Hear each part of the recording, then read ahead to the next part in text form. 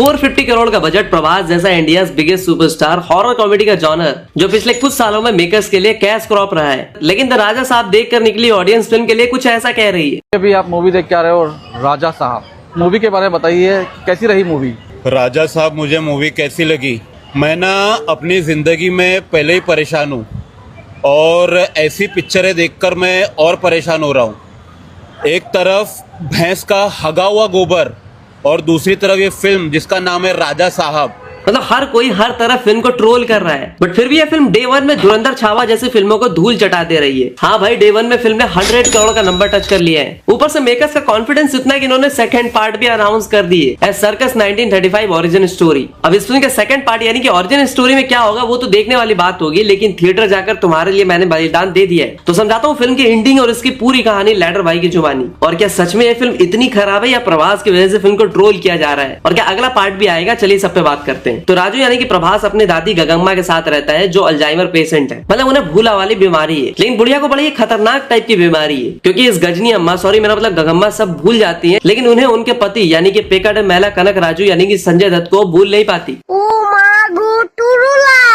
वही दूसरी तरफ राजू बिल्कुल बिंदास कॉमेडी टाइप बंदा है, पर अपनी दादी से बहुत अटैच्ड है और उनके लिए वो कुछ भी करने को रेडी रहता है। अब सबसे पहले बात करें प्रभास की एंट्री की, तो प्रभास की कोई ग्रैंड एंट्री टाइप कुछ भी नहीं होती। एक बार राजू यानी प्रभास और उसकी दादी एक बार मार्केट जाते हैं मच्छी खरीदने के लिए, और कुछ गुंडा गैंग एक लड़की को धक्का दे देता है, छेड़ता वगैरह। तो फिल्म में प्रभास की एंट्री यहीं पे हो जाती है। प्रभास मुंह पे रुमाल डाल के मस्त बाइक पे सो रहा होता है, तो लड़की के साथ ये सब हो रहा होता है, जिसको देख करके वो उठता है और वहीं पे 3-4 गुंडों को पेल पाल देता है। मतलब सच बताओ तो प्रभास की इससे घटिया एंट्री आज तक मैंने नहीं देखी थी। खैर, अगर आगे बढ़कर तभी एक दिन पता चलता है कि कनक राजू यानी संजय दत्त यानी कि प्रभास के दादा और गजनी अम्मा के पति, उनको हैदराबाद चार मीनार में देखा गया था। और ये बात राजू यानी कि प्रभास को पता चलती है उसके ही पहचान के एक बंदे की शादी के फोटो शूट वाली फोटो से। तो राजू डिसाइड करता है कि वो दादा को ढूंढने निकलेगा, और हैदराबाद में राजू का बाबा पुलिस में रहता है, तो राजू उसके भरोसे जाता है ताकि वो अपनी दादी की विश पूरी कर सके। अब हैदराबाद आके राजू यानी कि प्रभास को क्या करना चाहिए? अपने दादा को ढूंढना चाहिए, लेकिन राइटर्स की गांड मस्ती देखो, वो फिल्म के हीरो को एक नन के प्यार में गिरा देते हैं, और वो नन होती है निधि अग्रवाल। और ये तो कुछ भी नहीं, वो नन भी राजू के प्यार में गिरने ही वाली होती है कि उसे पता चलता है कि राजू के दादा यानी कि संजय दत्त ने उसे हिप्नोटाइज करके उसके 3 लाख रुपए बैंक में छीन लिए थे, और वो राजू के दादा पे केस कर देती है। अम्मा बहन पे आ जाऊंगा मैं इनकी।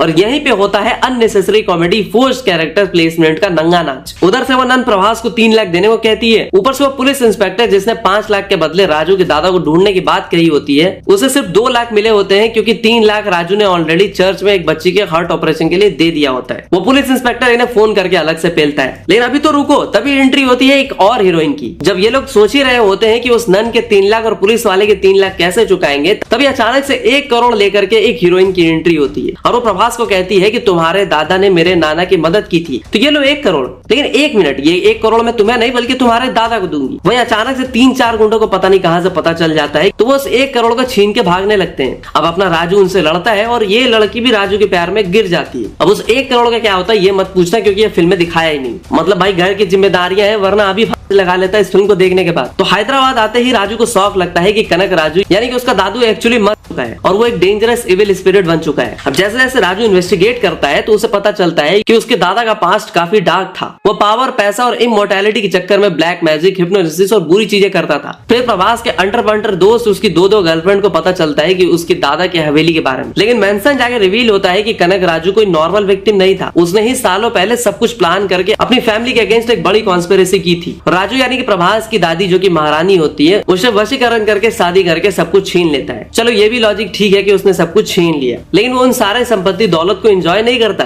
बल्कि चोरी करके भाग जाता है, साला चोर कहीं का। और ये चोरी वोरी करने के बाद वो एक दिन मर जाता है, लेकिन अब वो जिंदा होना चाहता है, और ऐसा करने के लिए उसे उसकी बीवी यानी कि राजू की दादी को नेचुरल तरीके से मारना होगा। इसीलिए वो अपने पोते राजू को अपने मेंशन बुलाता है। तो राजू उसकी 2 गर्लफ्रेंड बेसी और भैरवी मेंशन के अंदर तक जाते हैं, जहाँ कनक राजू की स्पिरिट उनको अचानक से बेड के नीचे से पर्दे के पीछे से नल के टपकते पानी की बूंदों से परेशान नहीं करता, बल्कि वो साइकोलॉजिकली मैजिकली उन्हें टॉर्चर करता है। डायरेक्ट मारपीट से ज्यादा mind games, illusions, trap, hypnosis वाली चीजें दिखाई जाती है। और जैसे जैसे ये लोग हवेली छोड़ के जाने की कोशिश करते हैं, ये उसमें और भी ज्यादा फंस जाते हैं। इस सिचुएशन से निकलने के लिए वो लोग एक स्पेशलिस्ट बुलाते हैं, डॉक्टर पद्मभूषण यानी भुवन ईरानी, जो कि एक psychologist, paranormal expert type character होता है। अब पद्मभूषण राजू को सेल्फ हिप्नोसिस और अपने साइकिक चक्रास एक्सेस करना सिखाता है। हाँ, कहानी सिर्फ भूत प्रेत तक सीमित नहीं नहीं रहती, मामला कुंडलिनी जागृत करने तक पहुंच जाता है। मतलब प्रभास को 7 चक्रास एक्टिवेट करने पड़ते हैं ताकि वो कनक राजू की हिप्नोसिस और डार्क पावर्स को काउंटर कर सके। लेकिन कनक राजू इतना पावरफुल होता है कि पद्म भूषण भी उसके सामने फेल हो जाता है और फाइनली रिस्पॉन्सिबिलिटी राजू के ऊपर आ जाती है। बेंस्टॉक पैरेलल वर्ल्ड शिफ्टेड डायमेंशन वाला कॉन्सेप्ट भी इंट्रोड्यूस कर दिया जाता है, जहां राजू फाइनली कनक राजू को ओवर पावर करके हरा देता है अपने माइंड में एक पैरेलल वर्ल्ड बना के। और इसके बाद सब लोग नॉर्मल वर्ल्ड में वापस आने लगते हैं। पर एंड में एक जोकर टाइप मिस्टीरियस फिगर दिखाया जाता है जो राजू जैसा दिखता है और उसके प्रेजेंस ये डाउट छोड़ के चली जाती है कि क्या ब्लड लाइन और सुपरनेचुरल साइकिल सच में खत्म हुआ है या फिर अभी बहुत कुछ बाकी है। देखो कहानी सुनने में तो ठीक ठाक ही लगती है, कुछ लॉजिकल चीजों को अगर हटा दे तो,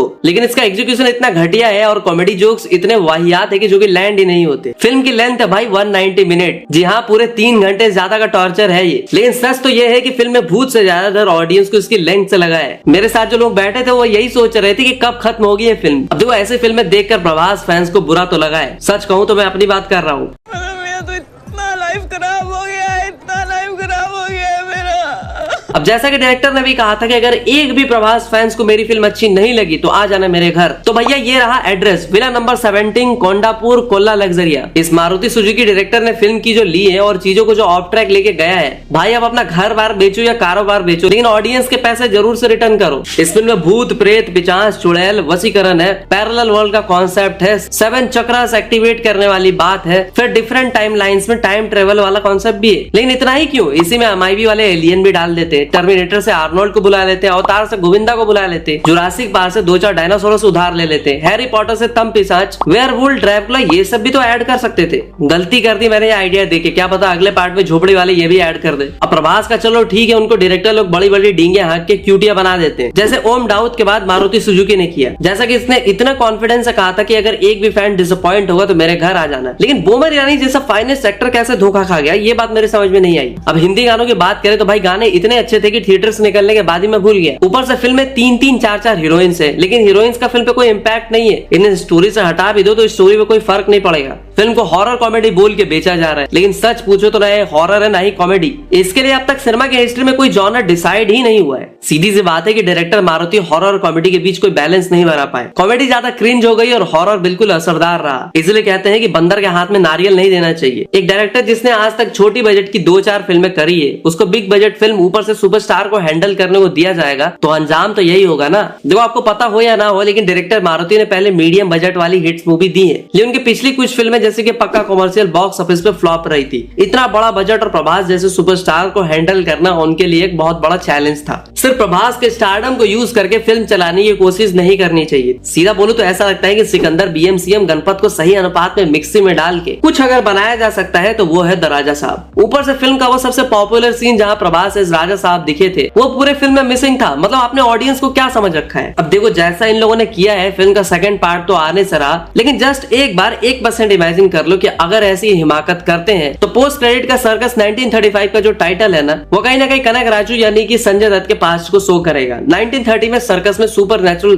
कर्स की शुरुआत होगी, टाइम ट्रेवल, फ्लैशबैक वाली चीजें दिखाई जाएगी। अब शैडोज में दिखता है मिस्टीरियस जोकर लाइक फिगर राजा साहब का इविल क्लोन या रीइंकार्नेशन है, जो कि इनकी फैमिली के ब्लड लाइन कर्स को कंटिन्यू रखेगा। ऊपर से क्लाइमेक्स में जैसा दिखाया जाता है कि कनक राजू मारा जाता है, लेकिन कनक राजू की सोल को अगर पीस नहीं मिलती है तो पैरेलल डायमेंशन में वापस आ सकता है। तो बस भाई इतना ही कहूंगा कि बुरा लगा है, दिल से बुरा लगा है। इवन इससे 1000 टाइम्स बेटर थी साहू और राधे श्याम जैसी फिल्में, लेकिन ये फिल्म बर्दाश्त से बाहर की चीज है। जिन लोगों ने इस कड़ाके की ठंड में इस फिल्म का फर्स्ट डे फर्स्ट शो देखा है, वो लोग इंसान नहीं है, वो लोग भाई वॉरियर्स हैं, वॉरियर्स। यार मैं मिलता हूँ अगली वीडियो में, तब तक के लिए हर हर महादेव।